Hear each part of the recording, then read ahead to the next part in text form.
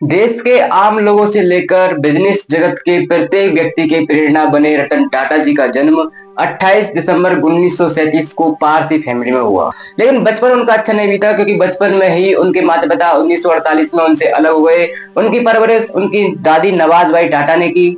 शुरुआती शिक्षा हासिल करने के बाद रतन टाटा जी ने अमेरिका की कॉर्नेल यूनिवर्सिटी में अपनी बी आर्क की डिग्री प्राप्त की। बड़ा पारिवारिक कारोबार होने के बावजूद रतन टाटा जी ने बी आर्क की डिग्री प्राप्त करने के बाद अपने अमेरिका में ही 2 साल तक लॉस एंजल्स में जॉन्स और इमेंस में नौकरी की।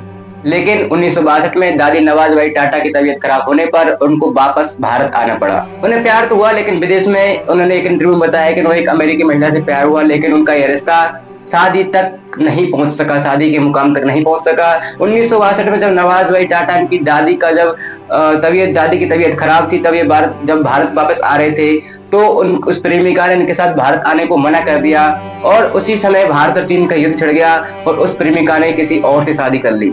रतन टाटा ने यूएस से वापस भारत आने के बाद बड़े पारिवारिक कारोबार के मालिक के तौर पर नहीं, बल्कि एक साधारण से कर्मचारी के तौर पर अपनी जिंदगी शुरू करी। जी हाँ, जिस टाटा स्टील में उनके परिवार के सदस्य मालिकों की पोजीशन पर थे, उसी टाटा स्टील के ग्रुप में रतन टाटा जी एक साधारण से प्लांट में भट्टियों में चूना डालने का काम करते थे और इससे वो अपनी बिजनेस की बारीकियों को सीख रहे थे। टाटा स्टील के ग्रुप में काम की बिजनेस की बारीकियों को समझने के बाद रतन टाटा जी ने 1991 में अपनी ग्रुप की कमान संभाली और उसके बाद वो कारोबार का विस्तार करते चले गए और जिस भी बिजनेस को उन्होंने छुआ उसको सोना बनाने का काम किया। साल दर साल टाटा ग्रुप की कंपनियां बुलंदियों को छूने लगी और टाटा स्टील, टाटा मोटर्स जैसी समेत अन्य कंपनियां भी ग्लोबली हिट होती चली गई रतन टाटा जी के नेतृत्व में।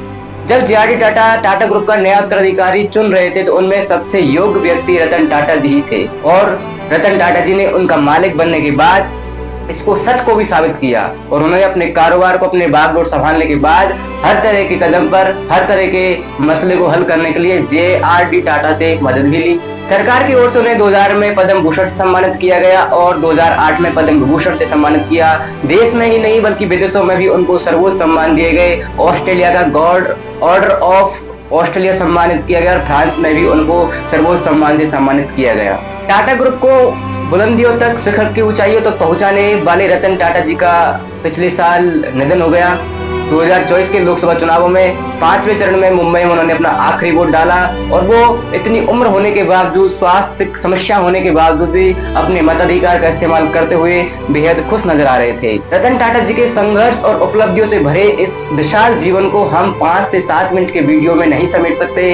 रतन टाटा जी इस भारत के रत्न है, भारत माता के रत्न हुए और रतन टाटा जी के ऊपर हम एक और वीडियो बनाएंगे। तब तक के लिए धन्यवाद।